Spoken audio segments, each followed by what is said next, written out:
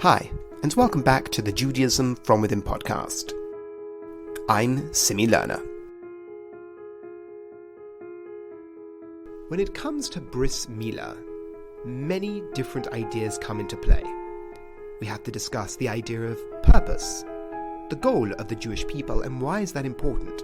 We have to discuss the context in which this covenant emerged. We have to discuss the concept of covenant itself, the spirit and the ideas and the philosophy that are embedded in the act of circumcision. But we also have to discuss the symbol itself, the actual process of Milah. What's involved, and how does each stage reflect the philosophy? This is the goal of Rav Hirsch in his discussion of Brit Milah, not only in Horeb, but scattered throughout his writings. And we're going to try and do justice to that, because when it comes to Brit Milah, it is something that we do. We do as the Jewish people have done for generations. The act itself has been around for many, many, many years. But for the Jewish people, this is the symbol of our relationship with God and our unique purpose in the world. So, let us open up immediately with asking a question. Why is it important for us to articulate a purpose? Articulate the goal of the Jewish people?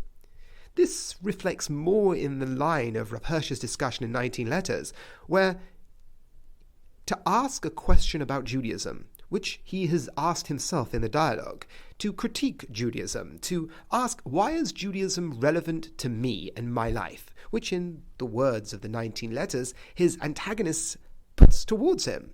What does Judaism do for me? This is where Rav Hirsch asks us to appreciate the goal of Judaism from its point of view.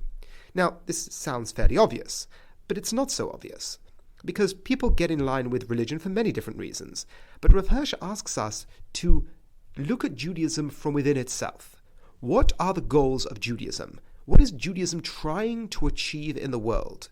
And once you can grab that to whatever extent you can now make sense of the actions in Judaism. You can make sense of the ritual within Judaism. But without appreciating the goal of the Torah, the goal of the descendants of Avram, you have no hope in answering the question, is Judaism relevant to me? Is it a mission or goal I should adopt? Because you haven't articulated one. Often we fall in line with the idea that religion somehow benefits my life, as if my life is a separate component. But that's not what Rav Hirsch asks us to do. Rav Hirsch asks us to, even for the sake of argument, embody the world of Judaism, see Judaism through its lenses, see its goals, and ask ourselves, do they call me? Do I feel obligated by these goals? Do I feel obligated? Is there a demand on me through this lens? If there is, then you adopt it. If there's not, as he puts it, you can throw stones on it. But to really answer the question, is Judaism relevant to my life? We have to understand what Judaism is. And for Rav Hirsch, Judaism is a vision, a way of looking at the world that has its own goals. And then you can ask the question, well then, how do particular commandments fit into that goal? That is what Rav Hirsch does in the 90 Letters. But it all comes back to the Brit Milah. Because before Avram, this is a world story, the narrative of the world in general. But when it comes to Avram, we are invited to embody a particular vision, the vision of Avram and his descendants. That is the narrative we are asked to adopt. And once you adopt the narrative, you see yourself as part of a story. Thereby you can see what your goal is. That's the Brit Milah. The Brit Milah and what leads up to the Brit Milah, which is the Lech Lecha, come together to articulate the goal of the Jewish people, the goal of the descendants of Avram. And the Brit Milah encapsulates that in a sign, in a symbol. So to recap this first point, together with the work, the 19 Letters, Rav Hirsch asks us to look at Judaism from within itself, to see its goals. And that draws us to Parshas Lech Lecha, which is the Brit Milah, as well as the initial calling to Avram. And there are two things I want to talk about. One, the context. Two, who it was commanded to. Now, the reason what I mean by the context is that if we rewind a little bit, the shadow in which the whole relationship to Avram is made is in the shadow of Migdal Bavel, the generation of the dispersed, the Dar HaFlaga. Now, we have to understand what Rav Hirsch felt went wrong then to understand what is going to go right with Avram. Avram is called upon as an individual to follow Hashem, to adopt the goals of Hashem, to guard the way of God. And that is encapsulated in the Brit Milah. And we'll get on to that next week. But what is Avram as an individual being asked? He's being asked to adopt the most noble goal. If we parallel this with the Tower of Babel, they also adopted a goal. Because the Torah is telling us that you will choose a goal. There's no way of avoiding that. The Dar HaFlaga chose the goal of the community. Everyone was to sacrifice to the community. What was the community? A tower. Everything was to be paid in homage, life or wealth, to the building of the tower, for the name of the community. As a community, we will make for ourselves a name. Nase lanu shem. The making of the name was the goal of the community, and the individual was sacrificed to that goal. That is the wrong perspective. That is the perspective the Torah is warning us against. You can choose a goal, but if the goal is the community, the individual will die and be sacrificed to the glory of the community. Now, we can clearly see this in our own lives and in history, where the goal becomes the nation state, or the goal becomes a specific ideology, and everyone must die before that ideology, or go on their knees before that ideology. Avram is being asked to go a different route, as an individual. Individuality is the focal point here. Yes, Judaism has a role for the community, but the community is to serve as a means of the individual, in service of the Most High, in the service of the way of God, and that guarding of the way of God is what Avram is being called upon to enact. So it's not incidental that the Tower of Babel comes straight before the example of a toxic or a parasitical goal, parasitical of the individual, rather than the individual striving for the Most High, the most noble goal. That is what Avram is being asked upon. He's asked to go on his Lech Lecha. He is asked to become a blessing. Hashem wishes to make his name great. That is a wish Hashem can have, but that can only be accomplished if we become a blessing.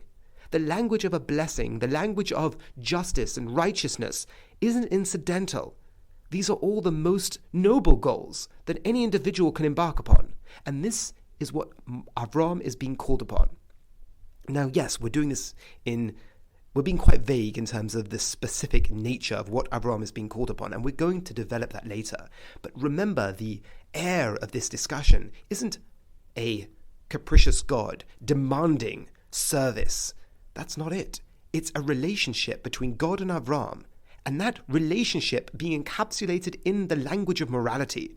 The Torah began with the language of morality, of that which is good. God created the world. The language of good is used.